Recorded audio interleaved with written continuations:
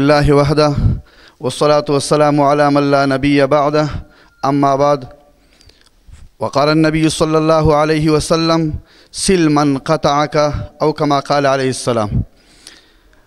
زو تری درون مجلس او بابرکت محفل کم چې زمونږ ښکلا ده، زمونږ ملک صاحب، زمونږ باچا صاحب او زمونږ د دې ګدیزو ډیر درانه قدرمن مشران جناب میاں لیغ باچا، افسر خان، نور درانه مشران دي، د ټولو شکریا ادا کوم. او دې کومو دو قبیلو دو خاندانونو چې کومه روغه وشوله دې ته مبارکباد پیش کوم. او دې دواړو قبیلو ته دا خبره واضحه کوم چې یقینا نن تاسو الله رضا کو شیطانون خفه کو.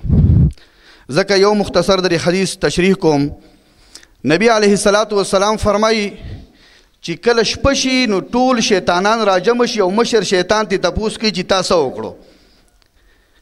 یو راځي چې صاحب ما پلان کې سړی مسلط کو زنا یې وکړه، بل وایي چغلا یې وکړه، بل وایي چې چغلخوري وکړه.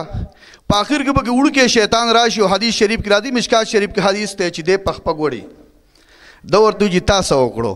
وایي ما یو دوه مسلمانان په جګړه کړو.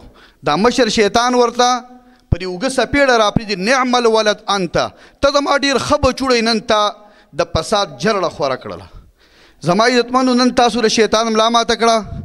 زه تاسو دواړو قبیلو ته مبارکباد ورکوم او کم چې زموږ دا راغلي میلمانه دي د زړه د کومې نه ته ډېر زیات مشکور یم چې زموږ د علاقې ته راغلو او د خپلې علاقې ته په دې راتګ ورته خیرالې ویم.